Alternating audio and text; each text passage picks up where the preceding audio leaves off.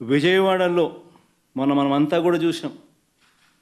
ఏ రకంగా alert Wednesday బుధవారం రోజు అలర్ట్ వస్తే, శుక్రవారం సాయంత్రం నుంచి ముమ్మరంగా వర్షాలు పడతాయని అలర్ట్ వస్తే, బుధవారము, గురువారము, శుక్రవారం మధ్యాహ్నం దాకా నీకు టైం ఉన్నా కూడా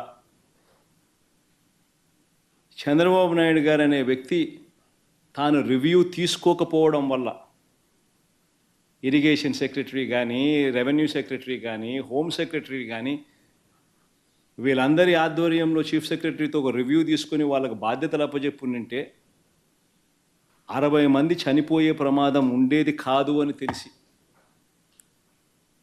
ఇరిగేషన్ సెక్రటరీ ఫ్లడ్ కుషన్ తాను ఏర్పాటు చేసేవాడు, రెవెన్యూ సెక్రటరీ రిలీఫ్ క్యాంపులు తాను ఏర్పాటు చేసేవాడు, హోమ్ సెక్రటరీ లోతట్టు ప్రాంతాల్లో ఉన్న ప్రజలను రిలీఫ్ క్యాంపులకు షిఫ్ట్ చేసి ఉండేవాడు.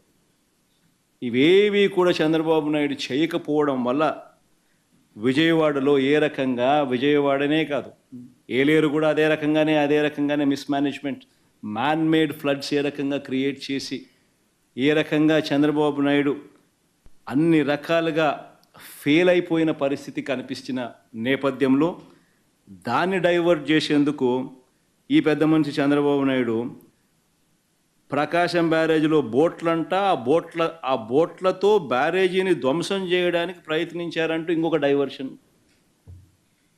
Diversion tactic.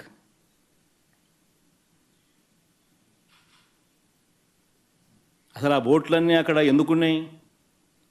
ఆయన చేస్తూ ఉన్న ఇసుక మాఫియాలో భాగంగా ఆ బోట్లు ఆయన అక్కడ పెట్టుకున్నాడు.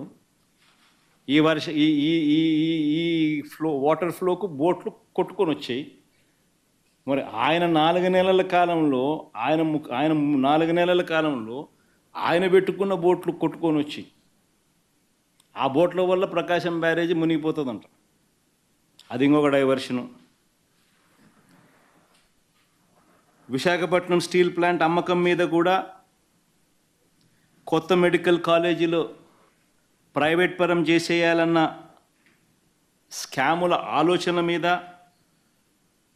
వాటి మీద కూడా ఆందోళన జరుగుతూ ఉంటే